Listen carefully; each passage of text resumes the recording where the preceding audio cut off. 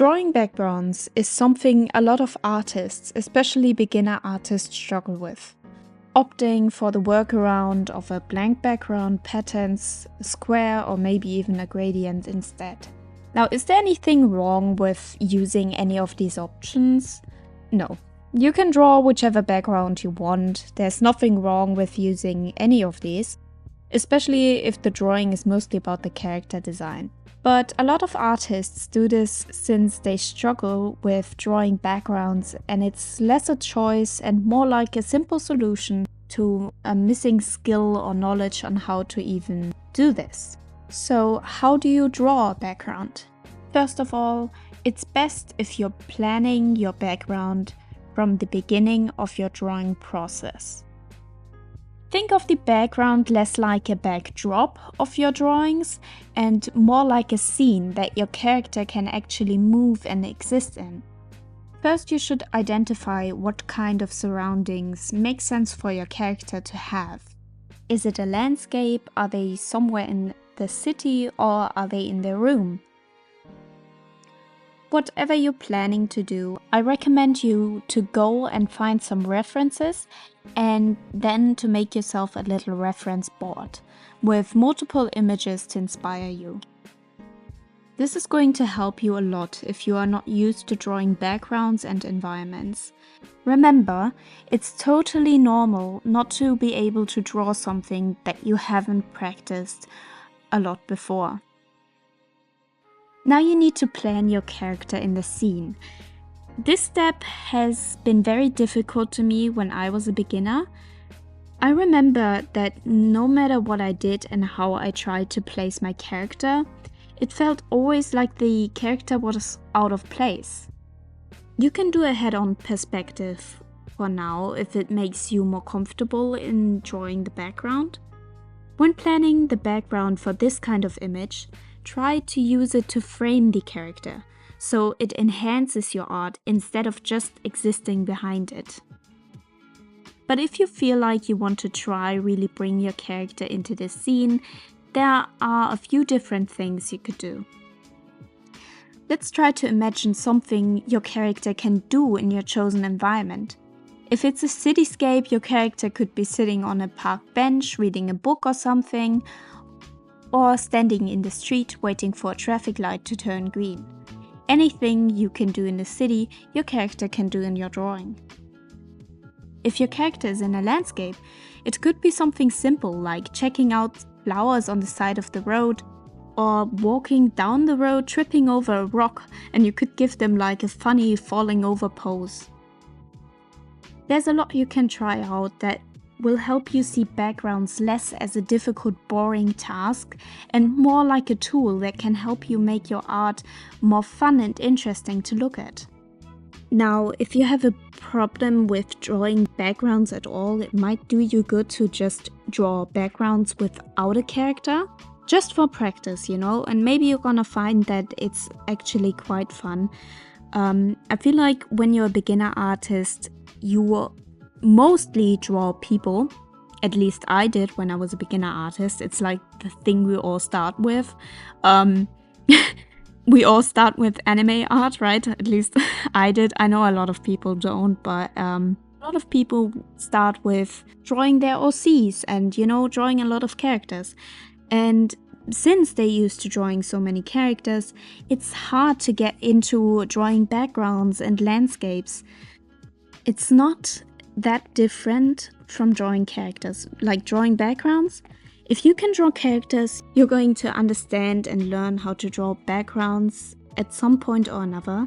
It can be a bit difficult to get used to drawing perspective like this, where you have other objects that need to fit the scale of your character. Do some thumbnail sketches, like really tiny ones with little detail, and just try to think of the composition of your drawing. If it looks good tiny, then it will also look good when you make it in a full-scale drawing. Thumbnailing also helps with just getting used to drawing these elements together. So it's not like you just attach the background to your drawing afterwards, but actually make the background an important part of your drawing. To get used to this, maybe search up some perspective guidelines for measuring the right scale of objects and people. Maybe do some more sketches where you just try to practice these things before doing them in a more difficult drawing where you potentially waste a lot of time with a result that you don't actually like in the end. And that's also going to make you feel worse about drawing backgrounds than you already do. So sketch a bit, don't pressure yourself into being able to do this immediately. Practice backgrounds, practice them on their own. Like, you don't always have to draw a character. Now, another thing that should match your character and background is the color scheme and lighting scenario. If your background has colors that don't harmonize with your character, one of them is going to look out of place. Same goes for the lighting situation. If you draw a sunset in the background, but your character is getting lit by a whole different light source, it just doesn't make sense, and it looks like these two don't belong together. So once again, try to plan them as a matching pair. Give them a similar look and you're good to go. Another thing with drawing backgrounds is that we always focus on the background, but there's another important part to a drawing that a lot of people seem to forget, which is the foreground. And the character doesn't always have to be in the foreground. You can put the character into the middle ground and then put something in the foreground that also makes your drawings just look like there's more dimension and depth. This can also be very fun because the things you put into the foreground don't always have to be into focus. This can be very fun to play around with, so don't forget the foreground. You can do a lot with it. It's going to make your drawings look very nice, and once again you can use it for composition and framing, which is very important. This should be all the tips I have for you, but wait, I also want to tell you how you can enhance your easy gradient and pattern backgrounds and such. I don't use them often since I love drawing backgrounds, but when I do, I still try to give them a little bit more effect. Here's an example of an artwork where I didn't draw a full background. I made this artwork for Magda's Arts, Draw This in Your Style challenge on Instagram a few months ago. When I drew this pattern for the background, I thought it looked a bit boring, so here's what I did. I added a gradient to the pattern to make it a bit more interesting. I also added some dust in the air, which just is nothing special, but I like how it looks. And then I added these funny little light things that fly all around her.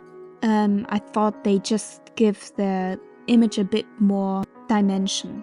While I was doing all of that, I tried out a lot of different blending modes.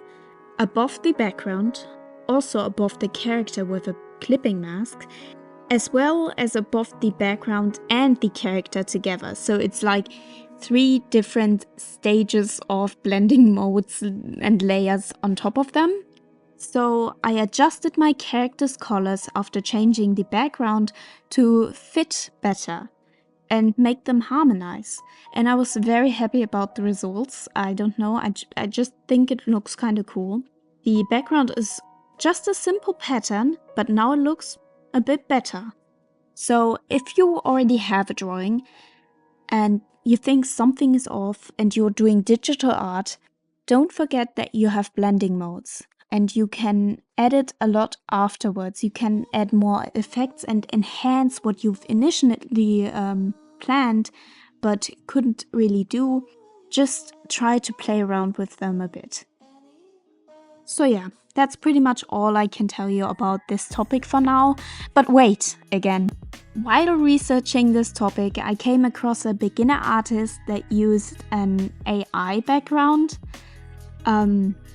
Obviously, I'm not going to say who it was since it was a random beginner artist and I want no one to search for them and go after them. It is very normal to do some weird art no-goes when you are a beginner, since you just don't know the community well and honestly no one cares about what you do. So the artist mentioned in the caption that the AI background was added in because they had no time to draw a background, so they used the AI instead. Please don't do this. First of all, it looked terrible since the background and the character obviously didn't match. But mostly I don't like this quote-unquote solution since AI is stolen art. If you don't have time for a background, just leave it with the white background with nothing or a tiny box or a gradient. Nothing wrong with using either of these. It's pretty normal and you don't have to have a background. I'm not mad at the artist for doing this since it was a beginner artist. I also did some weird stuff in Art No-Gos when I was a beginner. Obviously, back then AI art wasn't a thing yet. I'm just calling this out since I don't see any value in using a generated AI image in your drawings. It doesn't really help you improve. It's ethically wrong to your fellow artist. Since it was built off stolen art and it looks worse than no background at all. Yeah, what a bummer at the end of this video. I never really talked about AI art. The topic is such a mess, but I can make a video about it if you want. I think I would take a bit longer to write a script for that video though, since it's just a lot. Thank you so much for watching. Please like, subscribe and write a comment. My channel is still new and tiny, so I appreciate any support. See you next week. Bye! Me and my friend Me made an artist support server on Discord.